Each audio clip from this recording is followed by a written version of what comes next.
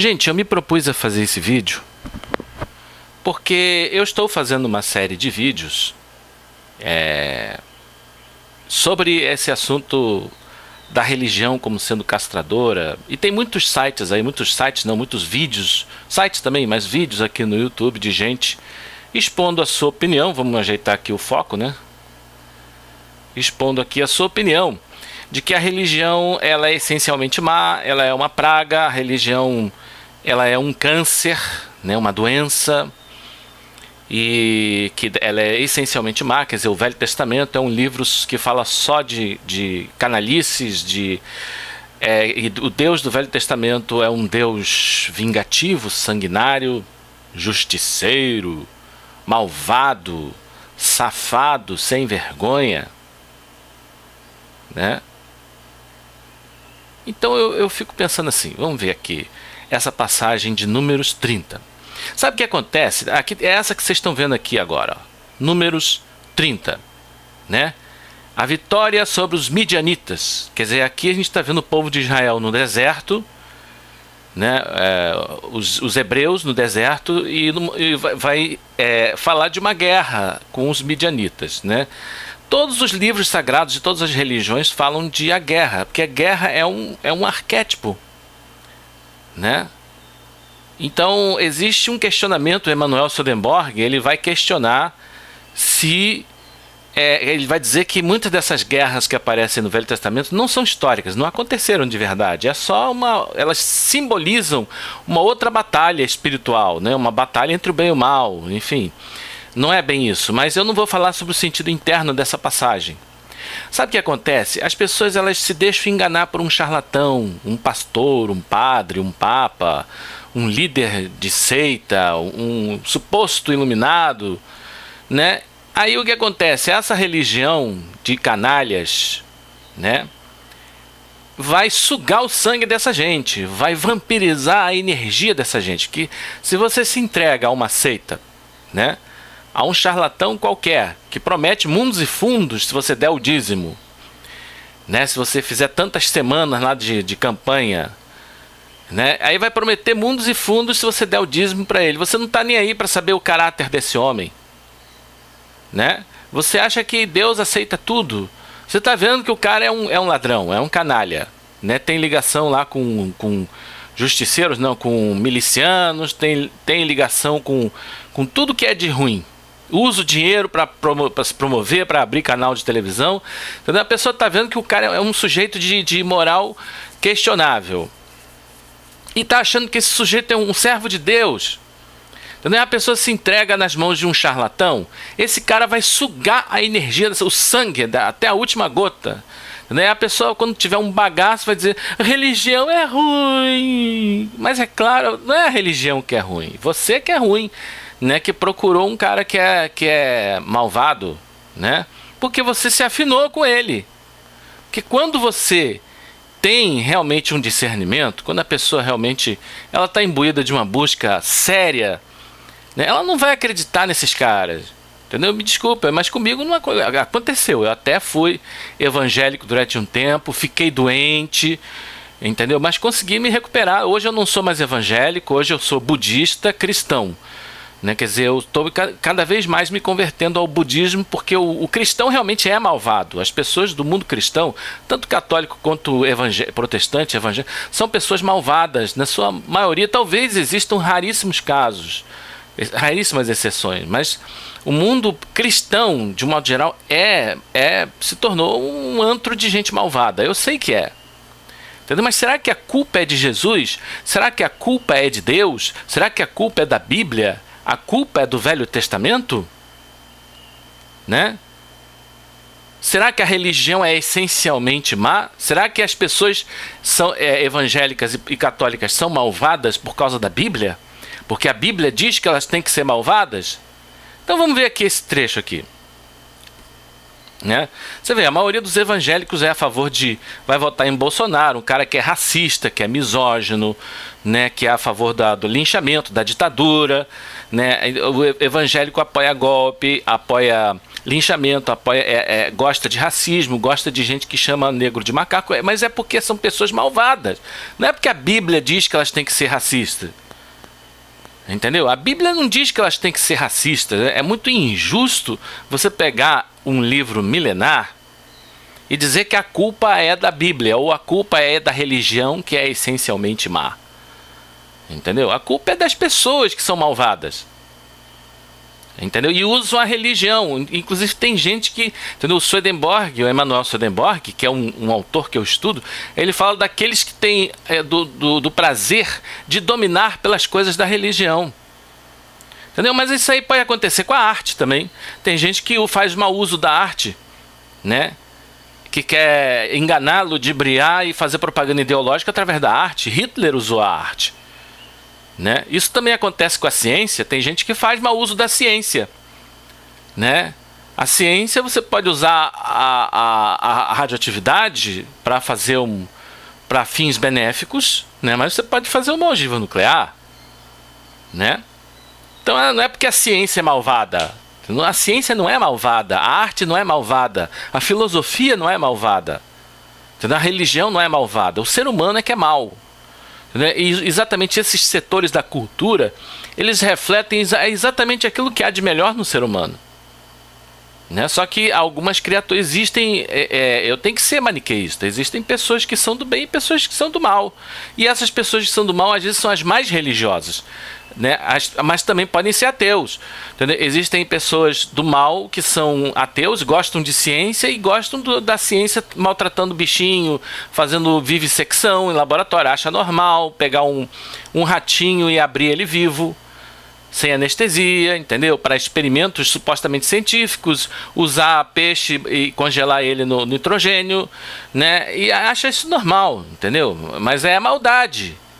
Mas está fazendo isso em nome da ciência. Não é porque a ciência é malvada. A culpa não é da ciência, a culpa é do canalha que faz isso. E usa a ciência como desculpa. Entendeu? Então vamos lá. Vamos lá. A vitória sobre os midianitas. E falou o Senhor a Moisés, dizendo: vinga os filhos de Israel dos midianitas. Depois recolhido serás ao teu povo. Entendeu? Aí que já vai, tá vendo? A Bíblia fala de vingança. O que tem? Entendeu? A vingança, ela pode ser ocasionada pelo ódio. O ódio é uma coisa boa? Não, não é. Entendeu? Não é uma coisa boa. Entendeu? Mas, poxa, acontece que é muito fácil dizer, vingança é uma coisa malvada, é uma coisa do mal. Aqui, vingança tem um sentido de justiça. É muito fácil julgar as coisas a partir do seu parâmetro, dos seus preconceitos. Por exemplo, Allan Kardec falou que o Velho Testamento era um livro que falava de vingança e, portanto, um livro com ideias abomináveis. Mas ele defendeu o racismo. Entendeu? Eu vejo muito ateu que fala que a Bíblia é isso e aquilo, né? Igual o José Saramago, que a Bíblia fala de coisas sanguinárias, mas só vê o lado negativo. Entendeu? Não estão vendo o seguinte, que os hebreus, eles eram escravos, foram escravos no Egito. Eles tinham sido recém-libertos por Moisés. Agora se imagina, o que é escravo? Escravo é sem teto, sem terra, né? Você já viu escravo vagando no deserto? Eles não tinham uma pátria territorial. Os judeus, eles foram libertos do Egito, né? Da escravidão. Aí foram para peregrinar no deserto, era um bando de sem terras. Gente que foi recém-liberta da escravidão. Recém-liberta já tinha passado algumas décadas. Eles poderiam ter ficado menos tempo no deserto. Entendeu? É eles que escolheram esse caminho, né? E só que nessa época que muita gente já tinha, né, morrido, né, das pragas, tudo. Mas aqui é o seguinte, eles eram o oprimido. O que é o escravo? Eles eram obrigados pelo faraó a construir pirâmides, cidades lá no Egito, entendeu? À base de feitores, escravos, à base do chicote. Aqui você vê o quê? Escravos libertos dessa situação de escravidão. Mas eles têm que ir para algum lugar, ok? Eles têm que ir para alguma terra. Eles não podem ficar vagando no deserto. Deus tem que completar o trabalho de libertação do oprimido. Quem já leu a Teologia da Libertação de Leonardo Boff sabe do que eu estou falando. Ele vai falar que a Bíblia ele escreveu um livro intitulado A Teologia do Cativeiro e da Libertação, que ele vai falar que o êxodo de Israel do Egito representa a libertação do oprimido e do escravo, daquele que é escravizado nesse Egito capitalista, né? Então, o que é o faraó? É o que manda o escravo construir cidades, prédios, pirâmides. Entendeu? Vê se não é exatamente a situação do trabalhador de hoje. Então aqui você vê o trabalhador sendo liberto da sua situação de escravidão. Só que eles têm que ser levados a alguma terra. Eles não podem ficar vagando no deserto, né? Então a terra para onde eles iam tinha que passar por vários povos. Entre eles, né, os midianitas, né? E também os moabitas. Tinham vários povos que eles tinham que passar. Olha só que coisa. Os midianitas, eles tinham sua pátria territorial. Entendeu? Os hebreus aqui, eles não estavam querendo tomar o território deles. A terra de Canaã ficava para lá, para além do Jordão. Entendeu? Isso aqui é antes de chegar no Jordão. Isso aqui não é a terra prometida. Eles não iam tirar nada dos midianitas. Simplesmente os midianitas não gostaram dos hebreus passarem no território deles. Não gostaram, eles na verdade nem passaram, eles nem estavam passando no território deles, porque eles pediram para passar e eles não deixaram, né? Eles estavam passando próximo ao território deles. Os midianitas não gostaram da presença daqueles escravos ou ex-escravos, né? E quem é que não gostou? A elite dos midianitas não gostou. Aqui o texto diz o seguinte, né, que eles, nessa guerra, eles mataram os reis de Midian. O que é os reis? Então você vê aqui uma casta de escravos libertas da escravidão lutando contra um sistema estatal. Porque o rei nada mais é que o Estado. Você vê aqui um povo de ex-escravos que não tinham reis, porque os hebreus não tinham reis. Eles tinham Moisés, mas Moisés não era um rei, ele era só um profeta, ele exercia uma liderança. Ele foi o primeiro juiz de Israel. Mas o juiz ele é muito mais parecido com a situação do cacique na tribo, né? Ele não é um chefe de Estado, ele é um conselheiro apenas, né? Não havia aqui uma estrutura de Estado. Os hebreus, quantos Moisés tirou do Egito? 600 mil? Não sei. Que se fosse 100 mil, 60 mil, não importa. Entendeu? Moisés libertou milhões de escravos e ele não exercia um poder tirânico sobre esse povo. Não havia uma estrutura estatal. Não era Estado, eram só escravos, né? Perambulando pelo deserto buscando a sua terra, o seu fragmento utópico de redenção, de paraíso na terra, a terra que emana leite e mel. Então aqui eles iam ser mortos. Olha só, os midianitas estavam querendo matar os hebreus. Entendeu? Isso aqui é uma situação de guerra. Ou você mata ou você morre. Se entra um sujeito na sua casa querendo estuprar sua mãe, estuprar sua irmã, matar seu pai, você não mataria? Isso é legítima defesa, meu caro. Entendeu? Eles estavam sendo atacados por um exército de estatal. Entendeu? Uma estrutura de um Estado-nação, entendeu? Porque quando você tem rei, você tem Estado. Quando você tem Estado, você tem uma sociedade política, você tem um Estado-nação. Entendeu? Então, o Midian era um Estado-nação. Eles não eram só escravos. Entendeu? Eles estavam lutando contra um exército de um Estado-nação. Entendeu? E conseguiram matar os reis, que provavelmente deveria ser uma cambada de canalhas, igual o faraó, que escravizava também. Entendeu? Deveria ser imagine como é que não deveria ser o sistema fundiário desses povos. Deveria ser uma elite de canalhas, entendeu? E uma casta de patifes aristocratas, né, explorando servos da gleba. Entendeu? Ah, mas o pobre foi morto aqui, pobre de direita, provavelmente. Né? Então aqueles ou mata, entendeu? Ou você mata ou você morre. Entendeu? Eles tiveram que matar os caras, meu irmão. Entendeu? É uma situação de defesa, uma situação, primeiro, que eles estavam imbuídos de um processo revolucionário, né? Moisés estava imbuído de um processo revolucionário de libertação daquele povo oprimido, da escravidão do Egito. E esse processo tinha que ser completado levando esse povo a uma terra. Eles tinham que conquistar a terra, né? Então eu penso assim, que a tomada de Canaã foi uma verdadeira reforma agrária, né? Em que as terras foram tomadas dos canalhas latifundiários, mas aqui não são os midianitas, são os cananeus. Eu estou falando, cananeus é outra coisa. Midianita não é cananeu.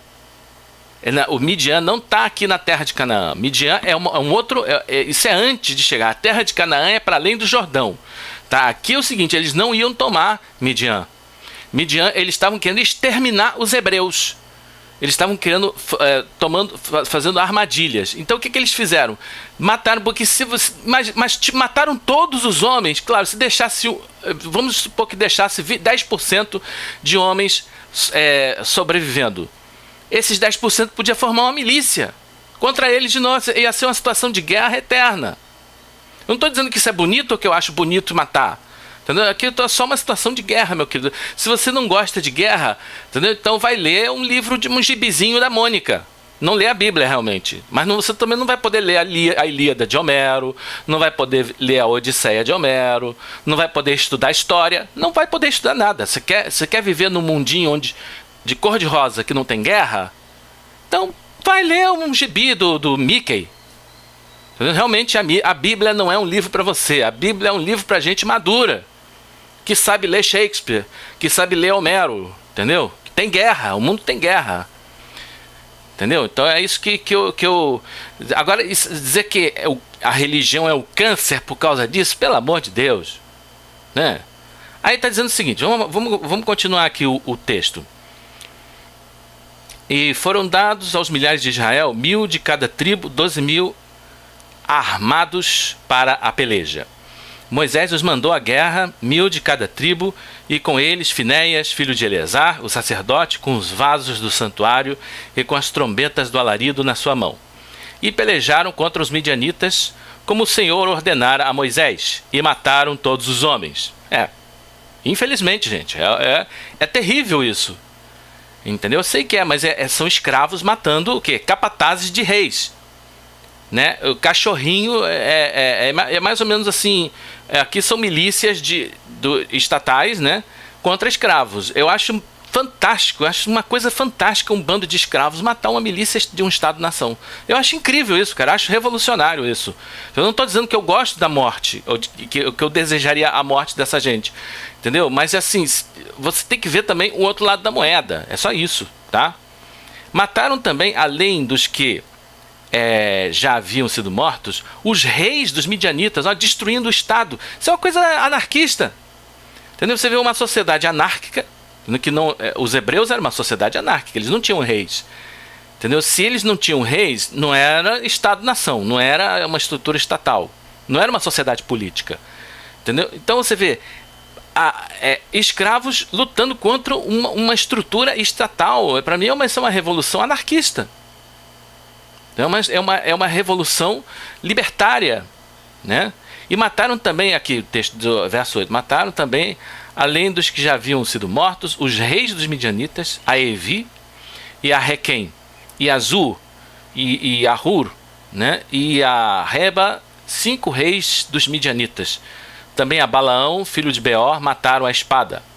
Porém, os filhos de Israel levaram presas as mulheres dos midianitas e as suas crianças.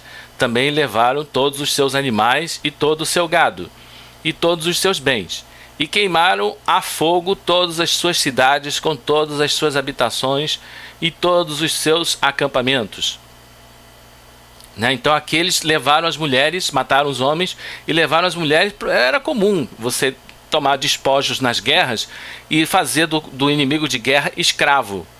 Só que aqueles nem fizeram isso, eles mataram, né? Porque havia um grande perigo de, se eles escravizassem, que futuramente eles se rebelassem e fizessem uma milícia, se voltassem contra os hebreus, né? Então eles tiveram que ser... O conselho de Deus foi que eles fossem mortos, né? E tomaram o despojo e toda a presa de homens e de animais, e trouxeram a Moisés e Eleazar, o sacerdote, e a congregação dos filhos de Israel, os cativos e a presa. Deixaram só as mulheres, provavelmente para... Né, que eles queriam que as mulheres, né, servissem a eles. Outra coisa, né, que era muito discutível, realmente é muito violenta, né? Eu não estou dizendo que eu acho isso bonito, né? Mas aqui você vê que o profeta Moisés vai repreender o povo, né? Então diz assim: e trouxeram Moisés a Eleazar, o sacerdote, e a congregação dos filhos de Israel, os cativos e a presa e o despojo para o arraial, nas campinas de Moabe, que estão junto ao Jordão, à altura de Jericó. Se gostou, não esquece de dar um joinha no nosso vídeo, ok? E compartilhar também nas redes sociais, no YouTube, no Twitter, no Facebook, no Google+, ok, gente? Então até o próximo vídeo, se assim Deus permitir.